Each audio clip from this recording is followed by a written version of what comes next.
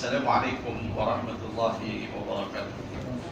Alhamdulillah nahmaduhu wa nasta'in wa salli wa nusallim ala sayyidil Mustafa Muhammad Rasulullah sallallahu alaihi wasallam wa ala alihi wa sahbihi wa mawala. Alhamdulillah, tuan-tuan dan puan-puan semua yang dirahmati dan dirahmati serta dikasihi Allah Subhanahu wa taala, kita mohonkan dengan keagungan kebesaran kita akan digolongkan oleh Allah menjadi ahlul Quran yang sentiasa membaca Al-Quran dan bersama dengan kalam Allah Al-Quran, insya-Allah. Amin. Pada malam ini, sebagai memulakan kelas kita untuk refresh, kita review semula tentang kaedah rasa usmani yang tentunya di dalam semua Quran yang kita gunakan, kepada yang mahir menggunakan Quran Ibla'i ataupun Quran yang sebelum usmani, agak berbeza sedikit tanda-tanda yang terdapat di dalam ini. Jadi oleh itu pada malam ini kita akan tunjukkan satu teknik tajwid yang saya sebut nama dia dengan tajwid tanda. Dengan tajwid tanda, hanya dengan menggunakan tanda kita boleh betulkan bacaan ikhfa, kita boleh betulkan bacaan idgham, kita boleh betulkan bacaan izhar, dan kita boleh betulkan bacaan itlaq, serta juga hukum mim, dan termasuk juga qalqalah, insya-Allah. Ini adalah merupakan asas permulaan sebelum kita mula kepada pengenalan hukum. Yang terpenting di dalam Al-Quran ada 3 perkara. Apa dia? Yang pertama, menjaga makharijal huruf. Apa namanya? Makharijal huruf ataupun sebutan-sebutan huruf yang betul. Kita akan cuba di dalam permulaan kelas kita pada malam ini untuk ulang kaji semula beberapa sebutan huruf yang penting. Kemudian yang kedua adalah menjaga tanda panjang yang nanti akan kita sebut dengan hukum mat. Apa namanya? Hukum mat yang akan kita sebut dengan hukum mat. Tuan-tuan dan puan-puan yang sudah mengenal hukum, semua silakan untuk kita ulang kaji, dan insya-Allah akan kita lanjutkan nantinya ke sana. Yang kemudian yang ketiga adalah tanda bacaan. Apa tanda bacaan? Itu yang akan kita dedahkan. Sudah bersedia semua? Perhatikan tercantik di nota 3, membaca Al-Quran bertajwid dengan menggunakan tanda. Setelah kita dedahkan tanda ini di dalam nota, nanti akan kita apply di dalam ayat tanda-tanda yang telah kita tunjukkan di dalam nota ini. Ini adalah sangat membantu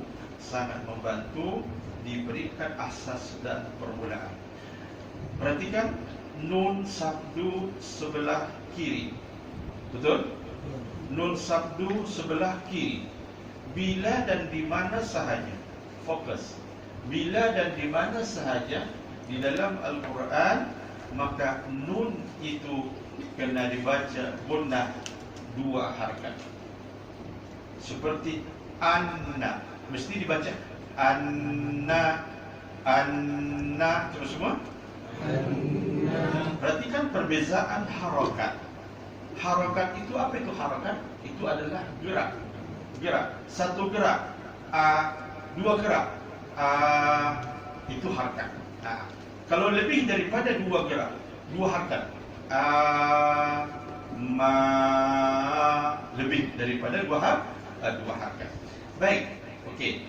Harakat itu adalah gerak. Jadi nun itu tidak boleh dibaca innahum, mesti dibaca innahum. Coba semua. Nanti kita apply di dalam ayat. Yang kedua, mim bersabdu sebelah kanan. Ada? Setiap mim yang bersabdu wajib dibaca gunnah juga 2 harakat, seperti wa mimma, imma, amma. Ini semua adalah disebut namanya dengan wajib dengung atau wajibal gunnah. Baik, nun sebelah di bawah nun sabdu itu ada nun bertanda mati, bertanda sukun. Ada? Setiap ada nun yang bertanda sukun di dalam Al-Quran, itu hanya dibezakan dalam Quran yang rasa musmahid. Kalau tuan-tuan baca Al-Quran yang imla'i dan majid dalam Quran dari rumah kita, Quran yang lama waktu kita belajar dulu, semua nun mati bertanda mati. Betul? Tetapi kalau di sini tidak, dia bezakan. Apa bezanya? Bila nun itu bertanda mati seperti nun yang di sebelah kiri itu, maka bacaannya adalah jelas, tidak boleh dengung. Mana, nanti kita lihat di dalam Al-Quran. Baik. Kemudian ada nun di sebelah kanan, tapi nun itu mati, tidak bertanda mati. Tidak bertanda mati. Setiap nun tidak bertanda mati di dalam Al-Quran. Lagi sekali, setiap nun yang tidak bertanda mati di dalam Al-Quran wajib dibaca dengung dua harakat. Dibaca dengung dua harakat, kecuali untuk lam dan roh. Kecuali untuk lam dan roh yang membawa hukum nanti kepada idgham bila gunnah. Baik, okey. Nanti kita akan apply di dalam ayat. Kita teruskan. Mim mati di sebelah kiri. Ada mim mati tapi ada tanda mati. Bila mim itu mati dan bertanda mati, maka bacaannya adalah jelas tidak dengung. Jelas tidak dengung. Kalau ada mim mati sebelah kanan tapi tidak bertanda mati, maka dia adalah bacaan berjangkit dan dengung. Apa arti berjangkit dan dengung? Arti berjangkit dan dengung itu artinya memasukkan bunyi mim yang mati itu kepada mim yang sesudahnya. Memasukkan bunyi mim yang mati itu kepada mim yang sesudahnya. Fahami dahulu, nanti kita apply dalam ayat. Okey, boleh? Boleh. Baris dua sebelah kiri selari. Tengok ujung dia. Selari. Bila baris dua adalah selari, maka bacaan itu jelas tidak boleh dengung. Bacaan itu jelas tidak boleh dengung. Sedangkan di sebelah kanan sengit. Betul sengit? Bila jumpa bacaan yang sengit, bacaan itu mesti dibaca berjangkit dan dengung.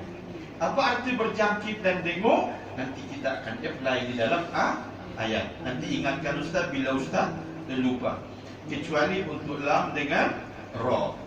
Teruskan kepada ini yang biasa-biasa, tidak ada yang luar biasa. Cuma kita selalu kadang-kadang tersilap, terlanggar yang ini. Betul? Baris dua di hadapan 69 sebelah kiri. Bacaannya adalah jelas tidak dengung. Ada dua, baris dua di hadapan. Kalau baris dua di hadapan 99, maka dia adalah berjangkit dan dengung. Okey.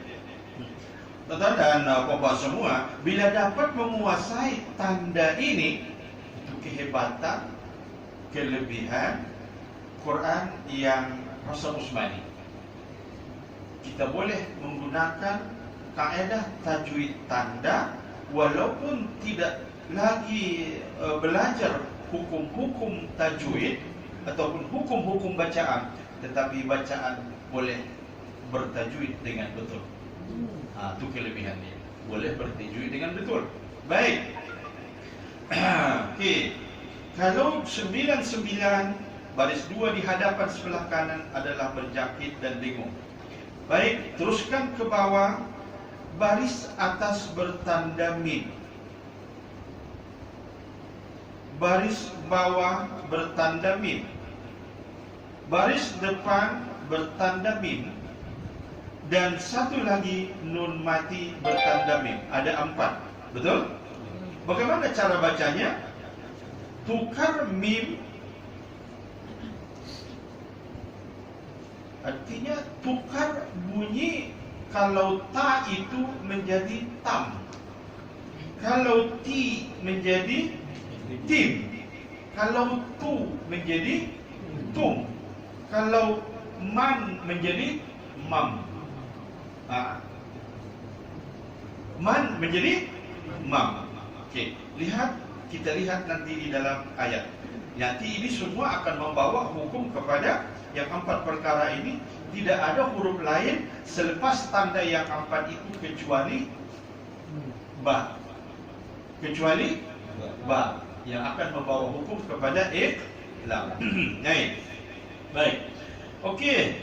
Garis mat ataupun tanda mat di sebelah kiri, lihat di bawah di sebelah kiri adalah yang membawa bacaan panjang kepada 6 harakat. Garis mat juga bertanda hamzah, tetapi hamzahnya itu adalah berada di dalam kalimah atau di rumah yang sama, makanya dia bulatkan itu, maka panjangnya 5 harakat. Apa beza dia dengan yang di bawah hamzah tetapi berpisah, artinya lain rumah, lain kalimah. Panjangnya 4 harakat. Kalau dia hamzah dengan tanda mat itu satu kalimah atau satu rumah, 5 harakat yang akan membawa hukum kepada mat wajib muttasil. Sedangkan hamzah terpisah daripada huruf mat atau tanda mat itu, maka dia akan membawa hukum kepada mat jaiz muttasil. Jadi yang tidak ada hamzahnya itu, itulah yang mat lazim, musaqqal, muhaffaf, mat tamkin, mat ta'zim dan sebagainya. Dan itu akan saya insyaallah akan kita belajar satu-satu nantinya, tetapi perlu menggunakan teknik ini. Ada nanti di dalam Al-Quran bertanda bulat di atas dia. Huruf tu selalu di atas alif, di atas waw, di atas ya. Bila terdapat tanda bulat di atas mana-mana huruf itu, maka huruf itu apa disebut di sini? Tidak dibaca ataupun disebut dengan huruf ziyadah. Nanti akan masuk di dalam ayat. Ini adalah tanda-tanda. Kemudian bila huruf qaf, ta, ba, jim dan dal, qaf, ta, ba, jim dan dal. Coba semua. Qaf, ta, jim ke jim? Jim. Okey, bukan jim kan? Okey, jim. Maka huruf itu bila mati mesti dibaca memantul. Mesti dibaca memantul, yang membawa hukum nanti kepada hukum qalqalah. Baik. Okey, kita teruskan. Buat ini nota, dan nota ini minta maaf, tolong jangan dibuang, kalau boleh letak dalam Quran. Sebabnya di sebelah belakang sekali ada ayat Quran. Ini semua ayat Quran. Jadi baik, okey. Ada tak pertanyaan di dalam nota 3 ni? Tidak ada pertanyaan. Mana nota 1, mana nota 2 kan? Itu tidak, itu adalah untuk mereka yang belum lagi boleh membaca Al-Quran. Okey. Baik. Okey, kalau tidak ada soalan, kita terus kepada muka surat sebelah. Okey, cara membaca huruf-huruf muqatta'ah. Di dalam Al-Quran terdapat huruf muqatta'ah. Apa itu huruf muqatta'ah? Adalah huruf-huruf singkatan seperti alif, lam, mim, ha, mim, ya, sin. Itu semua disebut dalam istilahnya huruf muqatta'ah ataupun singkatan yang terdapat di dalam Al-Quran. Bagaimana cara membacanya? Dibaca huruf itu tidak berbaris. Maknanya mengikut huruf hijaiyah, huruf asal. Pastikan, coba semak semula sebutan huruf yang betul. Kalau Ustaz silap, ingatkan Ustaz. Baik, kita mula daripada alif. Coba sebut semua. Alif. A, L, A, F. Bukan P, tapi F. Coba sebut alif. Menyebutnya tidak boleh panjang. Alif, alif. Mentang-mentang abang dia si alif, dia abang alif. Tak, mesti baca alif. Kalaupun abang tu alif, jangan baca alif. Salah mesti abang alif. Coba sebut alif. A, I. Makhrajnya, tengok. Itu ya, fokus. Makhrajnya di sini. Bukan A, I, tapi A, I, U, A, I, U. Makhraj alif ataupun hamzah. Kemudian ba, coba sebut ba. Macam mana mencari makhraj yang paling senang? Matikan huruf itu. Coba sebut aba. Matikan ba. Ab. Bermakna ba itu bila mati mesti memantul. Ta, coba sebut ta. Matikan ta. At. La'allakum tattaqun. Mana makhraj ta? Tolak ujung lidah berada di pangkal gigi kapak atas ataupun di ujung gusi. Coba sebut ta. Tapi jangan terlalu luar. Apa yang keluar? Ta. Kata la'allakum tattaqun. Pernah tak dengar orang baca begitu? Saya wajib mufaraqah. Bila jadi imam, dia baca la'allakum tattaqun. Pernah jumpa? Banyak. Itu berlebihan. Lihat, kalau kita buat 1 sampai 10, bunyi angin yang keluar daripada ujung ta itu hanya 1,5, tak sampai 2. Ta, coba sebut ta. At. Kalau tidak ada angin keluar, at. Coba sebut at. Keluarkan at. Bermakna setiap menyebutkan ta, angin mesti keluar. Okey, boleh? Boleh kata boleh? Okey. Huruf berikutnya ta. Okey, ini banyak silap ni. Summa, salisu, salasa, ab. Semua salah. Mesti letak ujung lidah di ujung gigi sebelah atas. Coba sebut. Ta. Maaf. Ta. Ti. Su. Talisu. Salasa. Summa. Jadi bukan summa, bukan shumma, tapi itu summa. Coba summa. Ujung lidah mesti, kalau ujung lidah tidak kena ujung gigi, maka dia bunyinya menjadi sa. Salah. Jadi mesti kena ujung lidah, mesti keluar. Jadi coba sebut. Ya. Tali itu. Salasa. Summa. Ja. Coba sebut ja. Aj. Okey. Ha. Dalam Al-Quran ada 2 ha. 1 ha pedas, 1 ha ketawa. Kalau ha pedas, tolak angin keluar.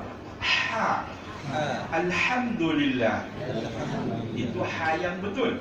Alhamdulillah. Ha. Coba sebut ha.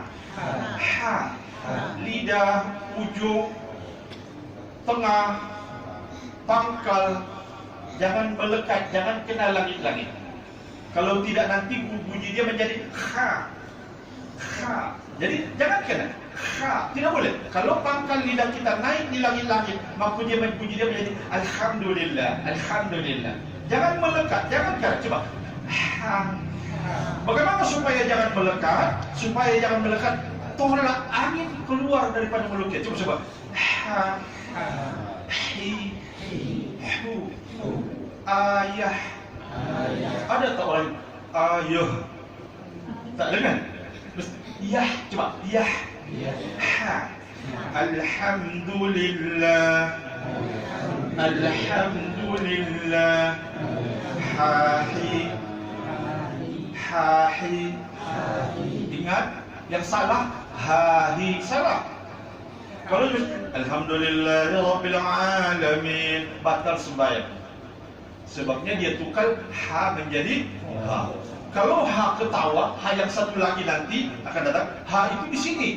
Ha. Coba sebut ha. Kalau ha pedas coba. Ha ketawa. Ha pedas. Okey, itu caranya untuk mencari makhraj huruf. Sebutkan yang betul dengan yang salah. Coba. Alhamdulillahirabbil alamin. Ar-Rahmanir Rahim. Ar-Rahman.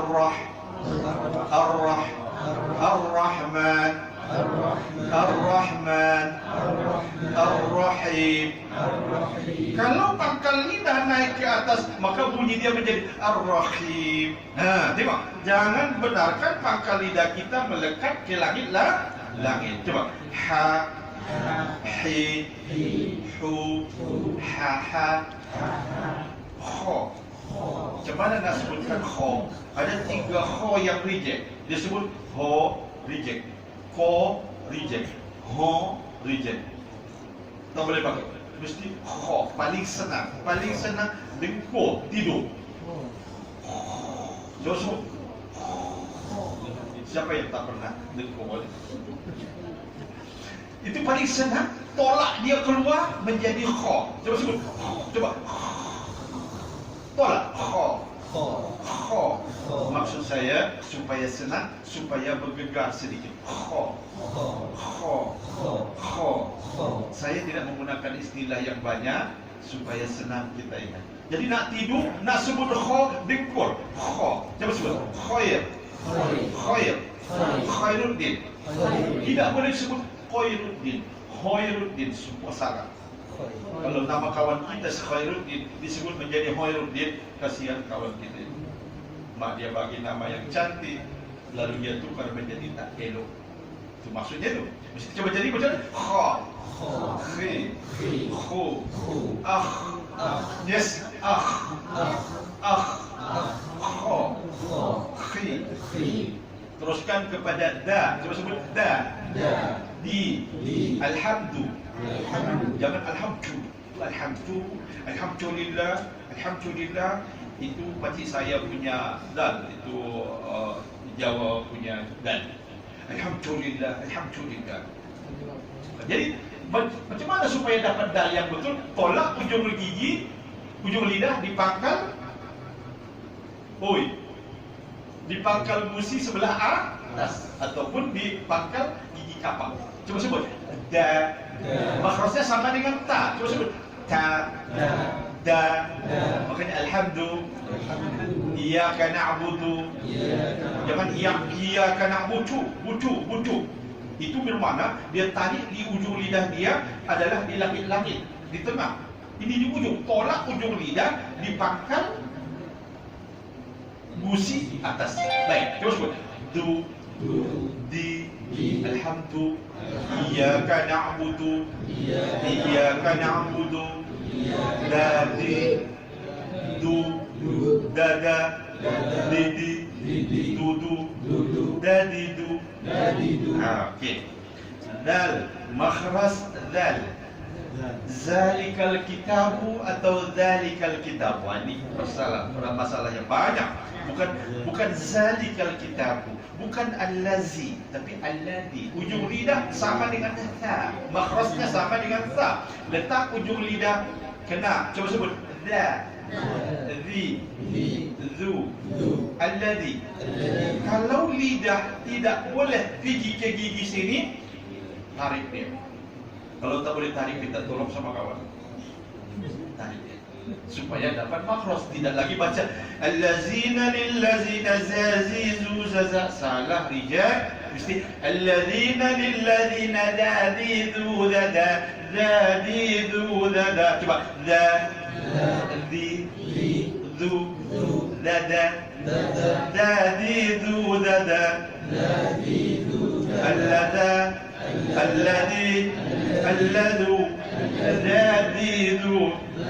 Zalikal kitabu.